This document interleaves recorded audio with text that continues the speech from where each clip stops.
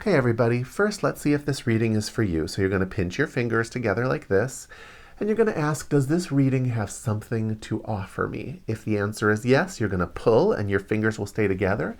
If the answer is no, then your fingers will come apart. Now, today we're asking the question, what is keeping me from getting into my flow state? All right, flow state is one of those things that just makes work easier. We've all had that experience where you're just working on something and you're in the zone, and then we've also had days where we're just dragging against ourselves the entire day. So what is it going to take for us to get into the flow state? What's keeping us from getting into the flow state? So the first thing I notice here, whenever I see tree in a reading, that always kind of captures my attention first. Tree is one of those cards that it's draining the energy of all the things around it. It is a sign usually of a bad system. A system that can't do its thing without sucking the life out of everything around it. And so I'm seeing some kind of bad system that is sucking the life out of your ability to enjoy your work, and it is actually even reducing your sense of longevity, your sense of your ability to keep doing what you're doing, okay? And so your work is causing you stress. This general bad system just creates a bunch of trouble and confusion in your life, and this lack of a feeling of being able to continue doing what you're doing actually makes it so that you feel like you can't really see your future. Your future feels unknown. Okay, you just don't know what you're going to do if you don't do this. And this is troubling for you because you're someone who's very stable, very loyal, and very committed. All right, you're somebody who really has some stability to offer. And so when you feel like you cannot live out these sort of base qualities, then things just don't feel right to you. They don't feel like they're really you. All right. So right now, these feelings are what's keeping you from getting into a flow state and actually enjoying your work. So what do we do about it? We're going to go to Om for that today. All right. So we have Ur, we have Nyetel,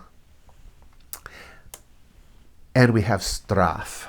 All right. That's an interesting combination, but I think I understand what it's saying. Basically, the answer here is you have to take your passions. And so right now, your passions are all focused on the negative, all right? And you have to balance the inner with the outer. So you need to actually, right now you think you are responding to a legitimate problem in front of you. But I'm going to tell you a secret about life.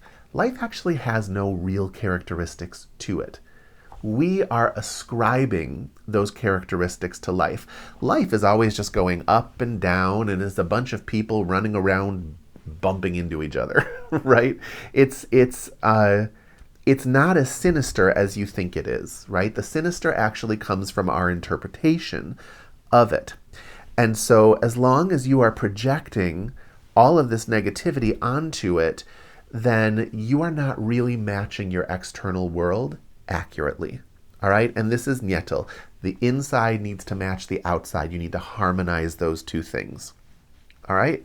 So this is what meditation usually does. But there are many different forms of meditation. And in many cases, just letting go, taking a deep breath and letting everything be would be enough to kind of shift your focus. But what this is saying here with Straf is that is not going to be enough. That is not going to be enough at all. You actually are going to need to kind of hard focus and concentrate to pull yourself out of this storyline. So what does that look like? You need to maybe take a mantra, or you can even just take 2 words that focus on your breath, right? So every time you breathe in your mind, say in. And every time you exhale, say out in your mind. You just take your attention off of the mess and you give it to literally anything else. Okay? Another option is on every exhale, you say some mantra or some spiritual name from your religion or something inspiring to you. But in general, you have to get your attention off of this mess and on to literally anything else. And then you have to kind of trap yourself, manipulate yourself into that state. And as intense and unspiritual as that sounds, that's actually how meditation works. Meditation usually begins with concentration. You have to actually remove your attention from the stories of the world around you, and then that gives you a little bit of buffer from it, and then you can let go into meditation. Okay? But what this is saying is it's going to take a strong grip in the beginning to remove your attention from this story. You have to take yourself in hand and limit where your attention is going. Now, after you start to get some distance from this, then you'll be able to see it from a more relaxed place, and some of the meaning that you're ascribing to it will be able to change. But if you want to get into a flow state today, step 1 is, why don't you take 10 minutes and just do this? All right? Every inhale, you're going to say the word in. Every exhale, you're going to say the word out. For that little space in between the inhale and exhale, you're just going to be in an empty space. All right? In space. Out space. In space. Out space. All right? Set a timer for 10 minutes and do that, and that will give you enough space from the problems for you to be able to enter your actual work in a flow state. And remember, you don't have to attach the literal work you're doing with all this system of story problems. Okay? You can just do the pure work.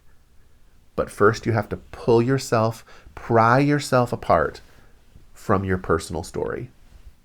Everything that you're ascribing, all the meaning that you've assigned to all these things in your world. Okay?